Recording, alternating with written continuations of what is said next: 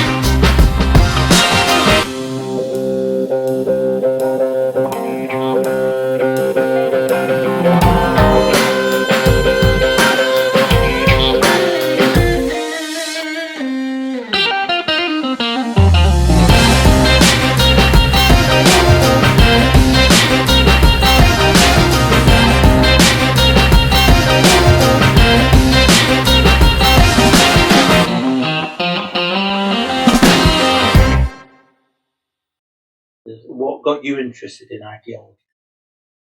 Wow. As long as I can remember, I've always been interested in history and archaeology. Obviously, at school, that was something that I was interested in. But more specifically, my dad was a volunteer digger in the 1950s and 1960s. And he worked for a lot of the local archaeology units that were around in the Mersey Valley at that point, excavating places like Wilsfield Causeway, Roman settlement, which is in Warrington. There's so much archaeology just around where we lived. He was busy all the time. When I was 8 years old, he took me on one of these Roman digs. And I just remember this enormous sandpit, massive, great big sandpit, full of all these archaeological remains. And he handed me a trowel and he just went, right, off you go. So I'm like, okay, what do you want me to do? He's like, do whatever else he's doing. Scraping away like this, just tons and tons of sand. All I remember is just sand. It was like being in the middle of the Sahara Desert. And I pulled out this piece of pottery about that size, and it was a sort of a curved base piece of a Roman Samian bowl. So it was quite good, high quality pottery. Digging away like this, and I was like, "Oh, look what I found! Look what I found!" And then everybody, to a man, just went, "Put it back!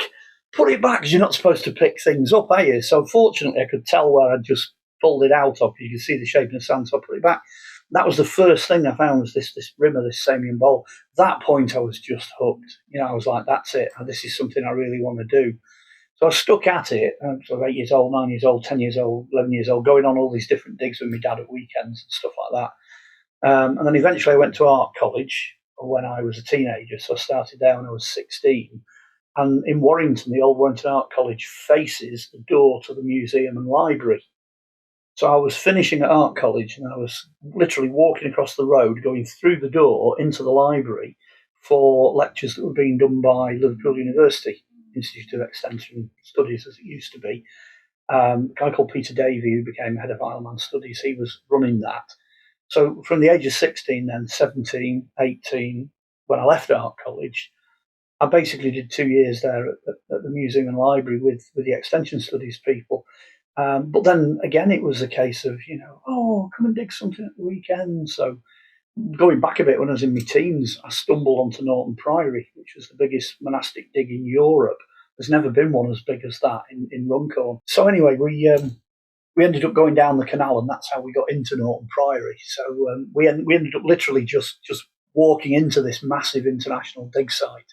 And there's guys in full security uniforms with these big dogs walking around, and eventually we wandered in, and the guy that's running the dig, he basically said, "How on earth did you get in here?" And we're like, "Well, we just wandered in down the canal." And he's like, "Okay, well, while you're here, here's a shovel, have a go." So but we got involved and we started digging. So I finished up on Norton probably from the sort of mid 1970s. I think it was only discovered in 1974, 75. So I was on there from about about 1976 right through to the early 80s, 82, 83, 84. So we were digging on that quite a lot, on and off, not all the time,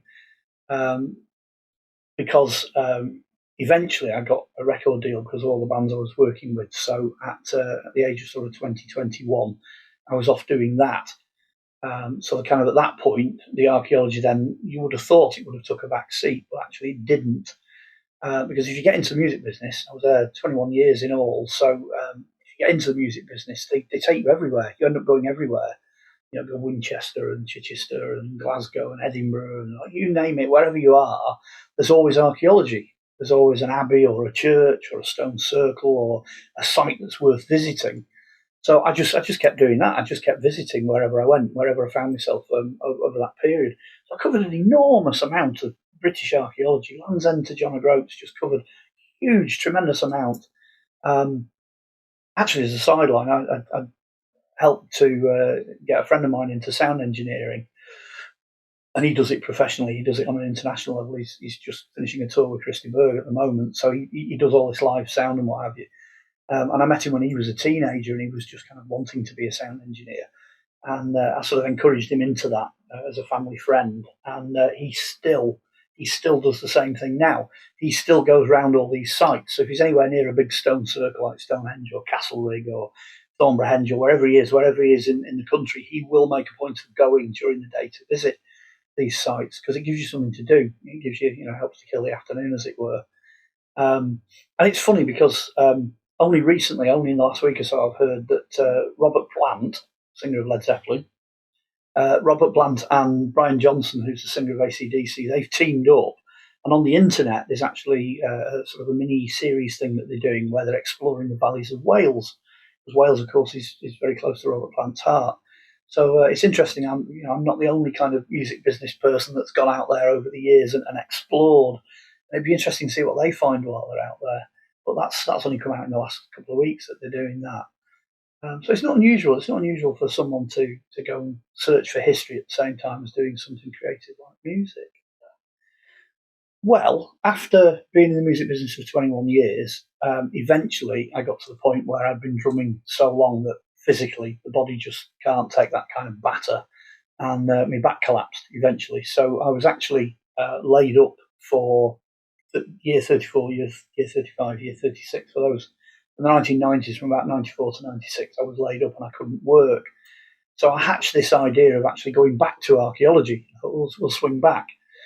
So I went back and decided to write a series called Celtic Warrington and Other Mysteries, which there's a bit of a joke in the title because at that point, like Celts, Warrington, Celts in the middle of the Mersey Valley, it's middle of Liverpool and Manchester. There's nothing Celtic about the Mersey Valley. But I was sat there and I was thinking, well, there's a Roman site over here, there's a prehistoric site over there. We've got, I'm thinking that there's got to be really old history here because there always is. And I went to the museum and I made an inquiry in the museum. And I said, well, what have you got from this period? And the guy in the museum just said, well, nothing. He said, you'll never get a book out of this. Well, I got 3 books and a 4th one, which sooner or later I'll get around to finishing, and then possibly a 5th one as well. So much history and archaeology there. So that kind of kept me going for the 1990s. And as we tipped into the 2000s, I started working with Chester University quite a lot, doing visiting lecturing and doing more archaeology. And I met a chap there who was a producer, and he said, well, I'm thinking of doing a regional series. And I'm like, that sounds like a good idea. I've got the script. I've got these books, let's use these as the script. So in 2004, we did a pilot it was called Lost Treasures of Northwest Britain. And we took this pilot thing into ITV Granada. And there's, producers sat there behind one of these big desks in the old ITV building. And I walked in and this producer walked in. I've got no idea what I'm doing, really, because at this point, I've never done television or anything. So we're in this meeting anyway in ITV.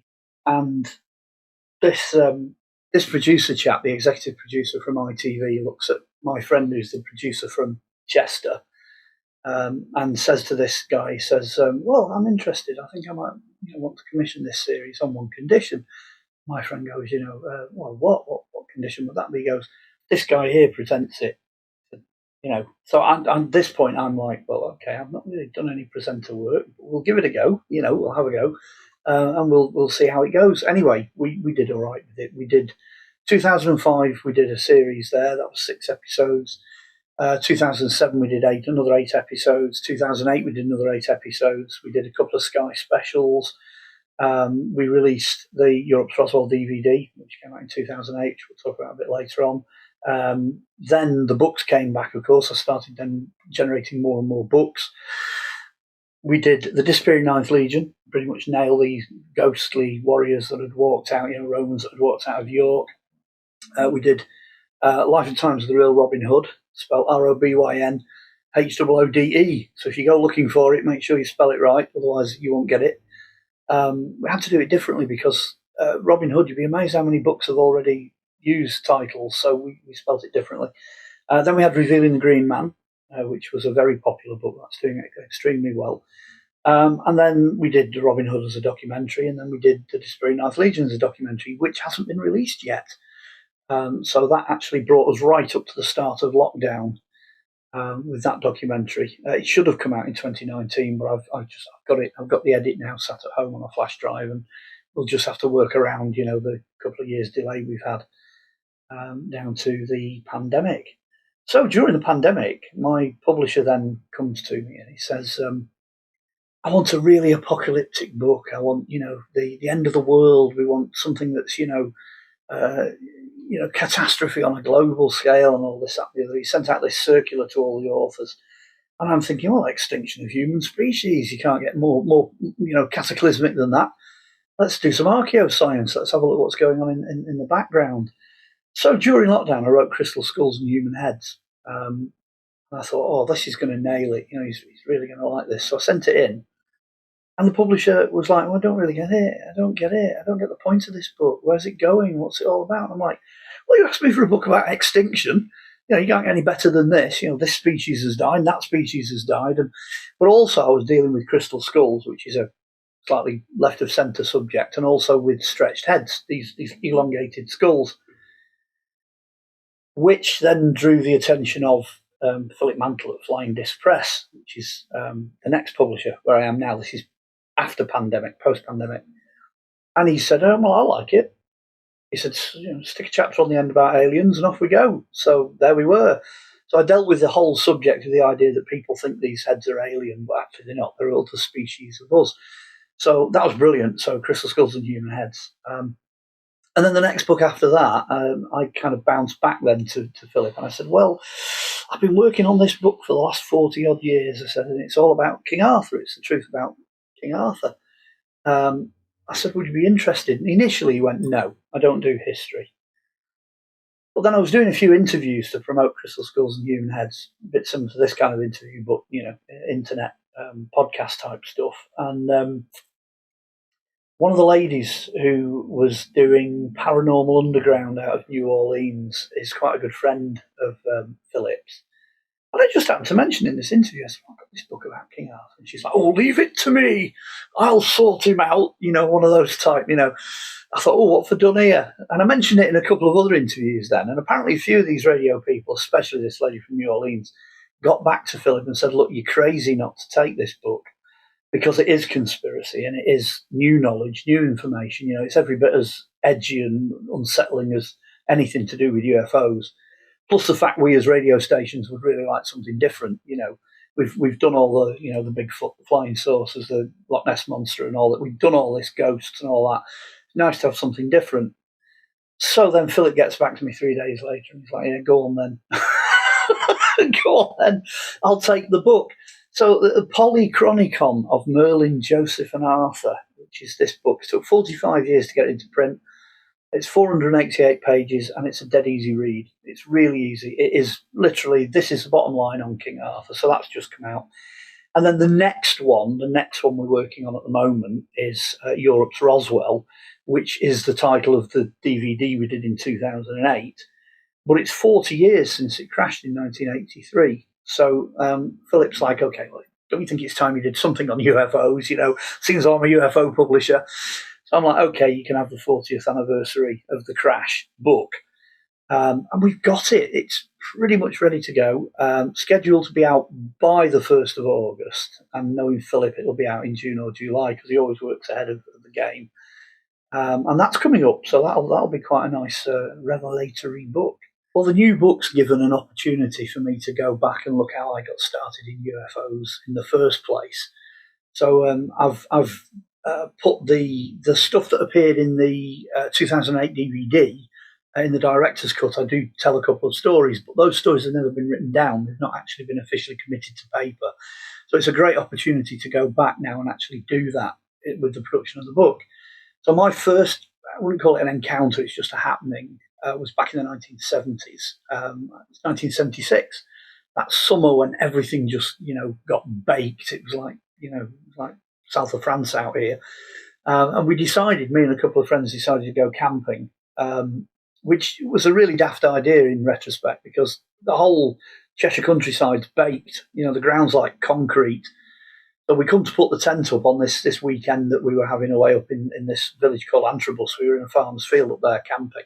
He said, "Yeah, fine, you can go and camp." So canvas tents, old-fashioned style pegs. Couldn't get them in the ground. It's impossible. The ground was literally like cement. So we thought, right, we'll just dump the tent, use it as a ground sheet, put the sleeping bags on top. We actually finished up sleeping on top of the sleeping bags. It was that hot. Middle of the night, it's absolutely frying. And I woke up in the middle of the night. I think it was an animal had woken me up. It was a fox or a badger or something like that. And it woke me up. And I'm kind of looking up, and there were no satellites back then, 1976, none of that. Light pollution, we're out in a village, so it's a minimal. So the sky was massive, absolutely huge. You could see everything. And I'm just lying there thinking, I'm really tired. I could be going back to sleep. And then I spot this thing that's about the size of a planet. So it's kind of prominent star. And it enters on the horizon, so I can see right in the distance this shiny dot, and it starts to fly like that across the sky. So I'm thinking, is it an aeroplane? Is it a helicopter? Can't hear anything. It's going quite quickly across the star field, and fairly soon it gets pretty much overhead, but it's not changed shape. It's not got any bigger or anything like that. It's not changed course. Straight line like that. But nowadays it would have been moving faster than a satellite. It's moving much quicker. And as soon as it gets right over the top, so I'm lying on my back looking at this thing, all of a sudden it goes wham, wham, wham, wham, and then vanishes. And I'm thinking, what on earth was that? I don't know anything on planet Earth that can literally bounce from pretty much from horizon to horizon and then just go out. Like someone switched it out. But it came back pretty much to the point where it started and then vanished. So I'm just looking at this thinking, they're not going to believe me in the morning when I tell them about this. The other two are just fast asleep, totally missed it. So that really got my attention in 1976. So fast forward a bit now to, I'm working in the music business again. I'm doing sessions, I'm working in studios. Early 80s, trying to remember exactly when it was, 83. I think it was either 82 or 83. I always forget the year. I'm pretty sure it was 82 or 83. I'd finished doing a session. It's about 2:00 in the morning. I'm thinking I'm not sleepy. I'm not tired. I've been doing this session all day. So I go up to a local hill called Hill Cliff or High Cliff Hill that overlooks the Mersey Valley. And you can see everything from Liverpool to Manchester. And I'm up there, just kind of winding down after a long day. And all of a sudden, looking off towards Liverpool, you can see the steam coming off Fiddler's Ferry Power Station. And all of a sudden, the steam lights up, predominantly white and blue with the odd flash of red coming through. And then all of a sudden, this thing comes flying through the steam. So it's just off the top of the cooling towers. And I'm thinking, well, that's a bit strange, isn't it? I mean, there's no helicopter or airplane's going to fly directly over the open top of a cooling tower. It's about 40 degrees. So you're not going to fly through that and you wouldn't be able to see where you were going. You'd be in danger of hitting the tower. So it comes whizzing over the top of that. It's flying up the Mersey Valley and it looks like the scout ships out of Close Encounters. Of course, the film's out by this point because it's a 1970s movie. So I'm thinking, this is weird. And it's got all these lights going underneath it like this and they're changing red, white, occasionally blue. And it's scanning and it's going up the opposite bank of the River Mersey. So it's on the north bank of the Mersey. And it's following a straight line, straight up the River Mersey. And it comes up towards Warrington, and you can see Warrington because it's lit up. So you can see the bridge, you can see the main street now. It's heading towards the bridge. And then all of a sudden, boom, it just goes off like someone's pulled the plug. And literally split seconds after it goes off, you can see something about the size of a small truck. Just looks like a shape outlined against the lights, the light pollution. And this shape then just goes, gone, disappeared, shoots straight up, just takes split seconds to go. And I'm thinking, that's absolutely incredible. What on earth have I just seen? Fast forward another 11 years. So you're at the end of the 1990s, and Jenny Randalls produces Mysteries of the Mersey Valley, this book. And on the cover of the book is this light coming down with Hale Lighthouse. And it's this flying saucer that was witnessed going past Hale. So I'm like, what's going on here? Lo and behold, it's the same thing. Same time, same date, same place, exactly the same thing. And it turns out it was seen by an aircraft. It was seen over the Wirral, and this aircraft was coming into land at Liverpool, and it spotted it. There were some campers on top of Heswell Hill that spotted it. They saw it. They saw it take off and start to move. Then it flew past Hale Lighthouse and then obviously disappeared into the steam on the power station from their point of view. And then I saw it come out the other side of the steam and carry on going till it reached Warrington. On east-west trajectory, it's a straight line. So 11 years later, I finally get to join all of these accounts up. And there's a couple of books out now with there's one with that account in, which was done recently for Philip, Flying Disc Press, and it was accounts of people, how they first got involved. And I put that in as my account for this book. It's a comp of all different accounts. And then, of course, now I've finally decided I'm going to actually put that out officially as part of Europe's Roswell 40 years since impact. Well, the main subject of the book, obviously, is the crash that occurred in January 1983, which happened outside a small village called Llanillar, which is just outside Aberystwyth, which effectively is mid-Wales, I suppose. There's a lot of UFOs and a lot of strange lights and whatnot seen around the Cardigan Bay area. And I rather suspect now, looking back, that what I saw flying down the Mersey Valley, that probably had its origins back in Cardigan Bay, around the Welsh Triangle or whatever, where all these flying saucer things occur. So I think I actually saw something back in the 1980s. But around the same time, 1983, would have been around the same time I saw that happening in the Mersey Valley. Something hit trees in this village called Llanillar. It took out the tops of the trees. So when you actually went to the site and examined the site, you've got this 25-foot wide swathe of trees that had cut away. It obviously impacted overnight, and it scattered debris over 4 farmers' fields. So you had all this aluminium foil and bits of debris and whatnot, a huge amount of it scattered all over this farm. It was a farmer called Irwell that found it, and he phoned up the local UFO society, which at that point was run by a chap called Gary Rowe, and said, there's nothing there last night, but there's something there today. I think you need to come down and have a look at this.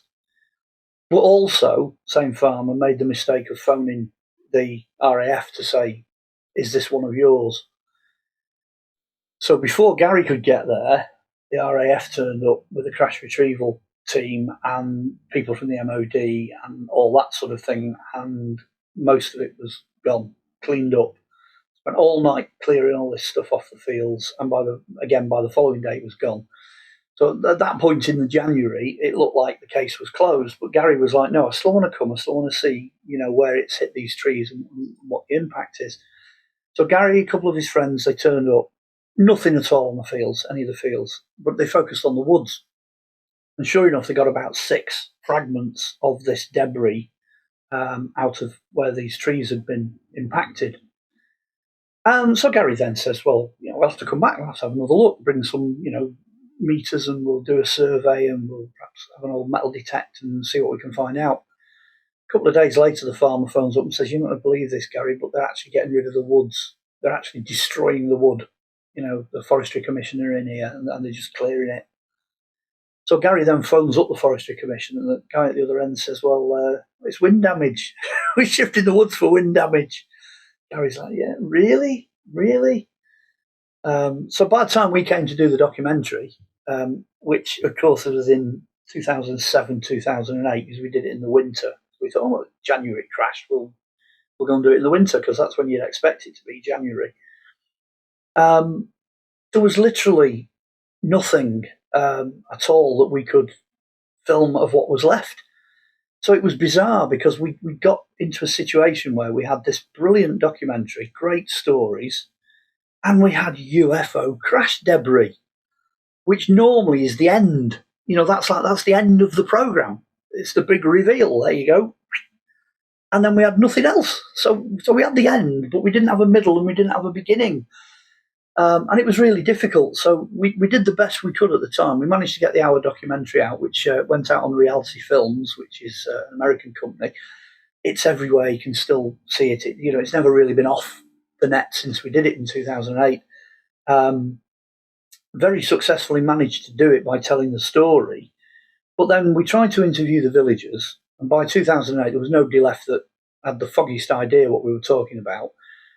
Clearly, because it happened in the middle of the night and it was only on one particular farmer's land, nobody else really knew anything about this. And it was gone within days. It was there one minute and gone the next. We dropped in on Irwell. We were only there for a very short period of time. We took all the camera equipment and everything down there. And his story was exactly the same as what we'd already got in the records that Gary had supplied us. So we did it as a voiceover. Because to be honest, he didn't want the location giving away. He didn't want the farm showing on camera or anything like that. The woods had gone. They'd already took that away. The fields were just fields. It makes a great story, but, showing somebody 4 patches of grass with sheep on doesn't make good television, you know what I mean? And in winter, so there was even less there. It was just there's one shot in the DVD of Irwell's land and it's just white.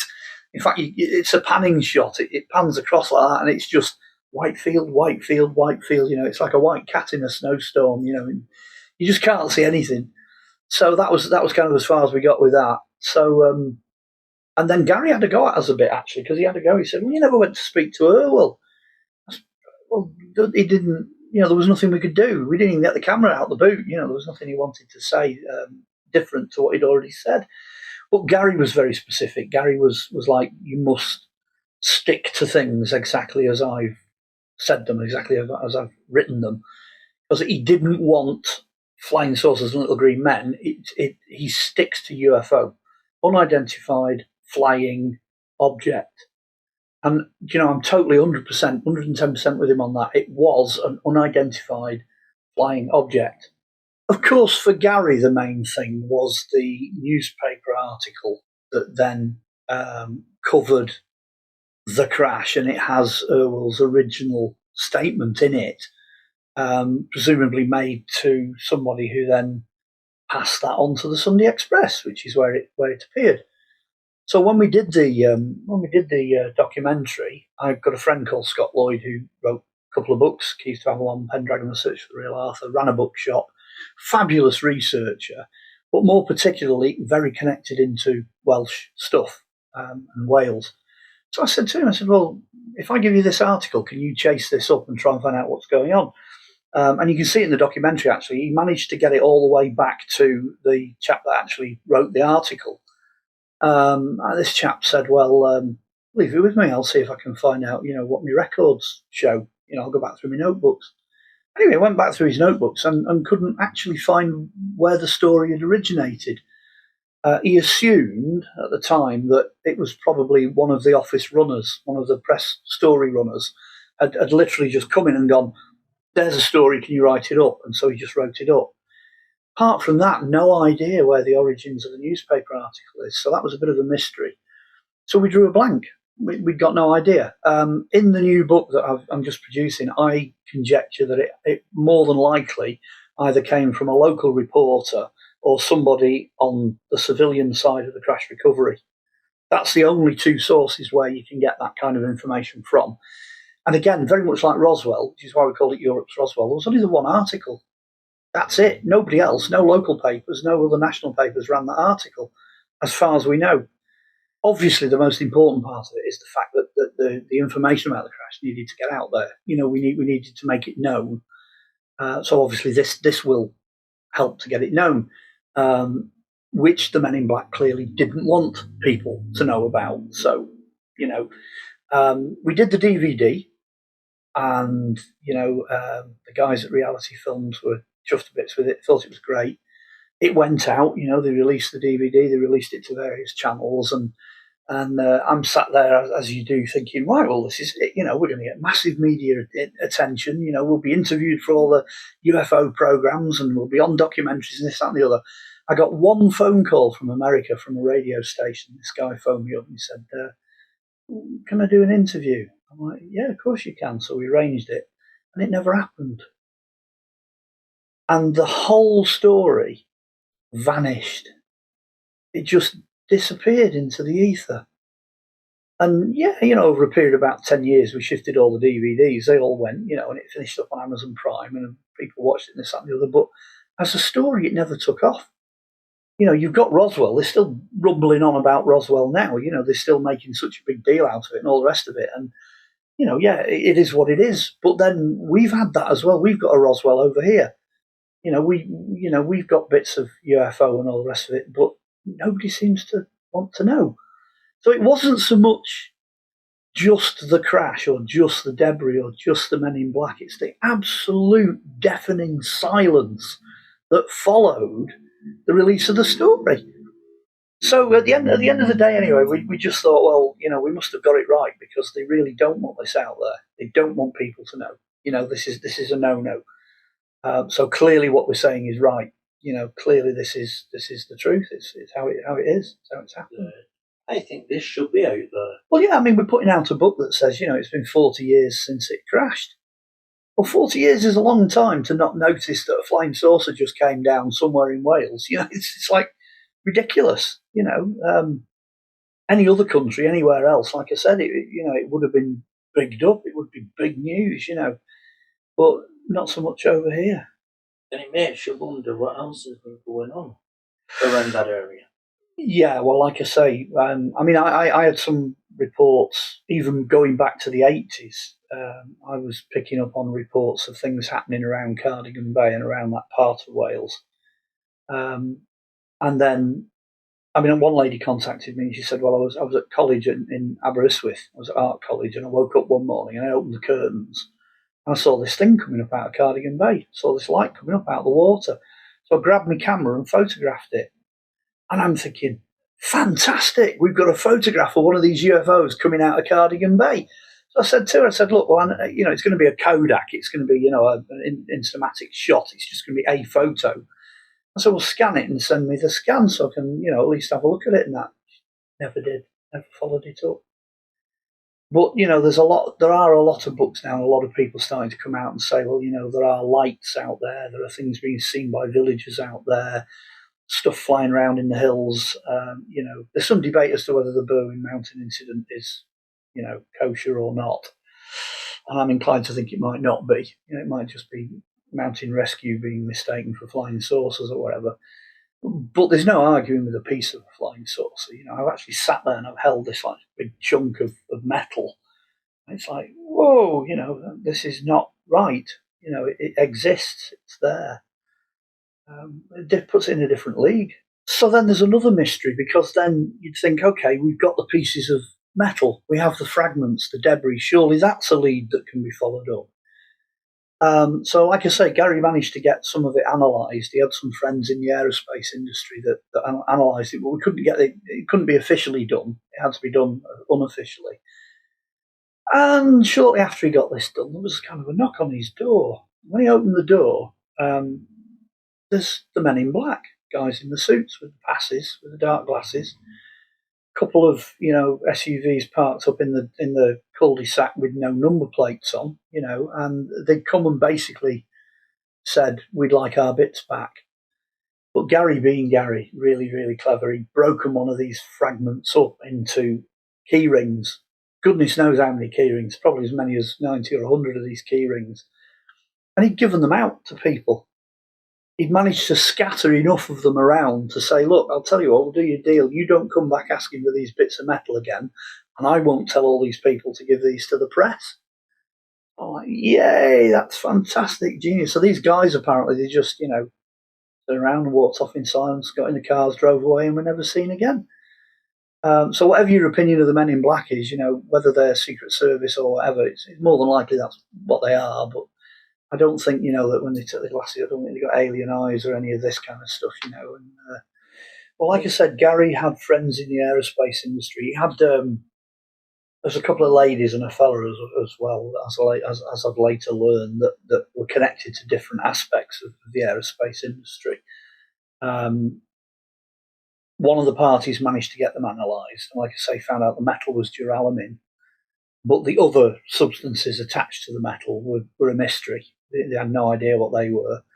And then it was pointed out that obviously they didn't have this technology. Not when this thing came down in 1983. That technology didn't exist. Nobody had it. Nobody had ever seen it.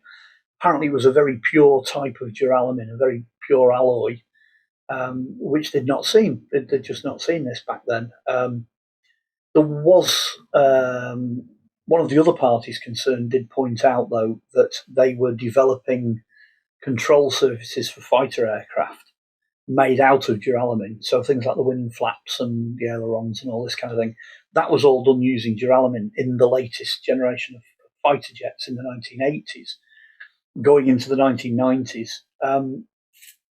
But nothing was reported as coming down. If it had been a fighter jet or a fighter aircraft, if it had smacked into trees, you'd have found it, 2 fields down, stuck in the ground with its engines pointing out. But whatever it was, lost 4 fields of debris and still managed to fly off. So it was still a complete mystery. Nobody at that time in the 80s or in the 90s or going into the early 2000s when we did the documentary, nobody in that time period had managed to nail down what this stuff was. Since then, that's it. There's been no more analysis of the substance since then. So what we put out in the documentary in 2008, that's it. That's the last word, as it were. Gary, I think, has got a summary of the analysis, but it doesn't really make any sense to the general public. So that's probably the only thing we won't bother putting in the book, because in a sense it was inconclusive. The bits we already knew about, they could identify, and the bits that we don't already know about, they still couldn't identify. So, not much point really putting anything in. The metal itself is the sheet of material, and then on one side of it, it's got this, I wouldn't call it khaki, but it's a kind of a green coloured substance painted on. And what the analysis brought out is the fact that it's not aerodynamic. It's not aerodynamic paint. So either that was on the inside of something, or whatever it was that was flying around wasn't necessarily designed to be aerodynamic based on its outer coating. And then on the other side, you had this grey, powdery resin that bonded hexagonal rubber, almost like rubber, well, just hexagons, tons and tons of these hexagons, thousands of them all over the surface, forming a complete pattern. They couldn't actually say what that was. They just called it the resin, and we're calling the other stuff the rubbery bits, because we don't really know what they are. And what we do know, though, is that they probably joined on to honeycombed foil. And it's like this, well, it's like tin foil, but honeycombed. And if you can imagine duralumin sandwiching two together like this, two layers sandwiching this foil, the foil forms the substance in between. So you would then get this enormously lightweight, almost electrically conductive shell. And that's precisely what this stuff looks like. It looks like a shell. It's like something hit something, smashed, like an egg. But the substance of it, the actual ship itself, the vehicle, then flies off, and you just end up with the fragments. But for the age of it, for the time period, I mentioned Men in Black earlier on. It's like the technology that they show you in that movie, things that whiz around and Teflon and all this different stuff that they mention in that. It's like that. And whether or not it's alien technology and it's engineered backwards, or whether it's something that we've come up with somewhere that we don't know about, maybe the Russians or Chinese or whatever, and it's a test gone wrong, and this is the debris from that, and that's why it's so mysterious. So the ordinary aerospace industry doesn't know. Although it's interesting because 40 years on, you'd think somebody would know. somebody's going to go, yeah, we know what that is. That's come off of such and such a drone, or it's such and such a satellite, or, nobody right to this very day has actually come out and said, we know exactly what that is. Nobody's actually come out and said that.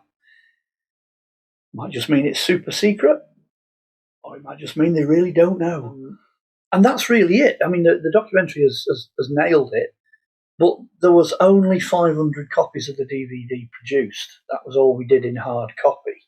So if somebody actually wants it, they want it on the library shelf, it's going to have to come out as a book. We've got to do it as a book. It's an absolute, no-brainer. It's got to come out as a book. And if people have got, bookshelves filled with books on UFOs, I like to think of it as the last bit. It's the last bit of the jigsaw puzzle. You can read about them. You can look at photographs of them. You can hear people tell stories about them. You can see television documentaries about them.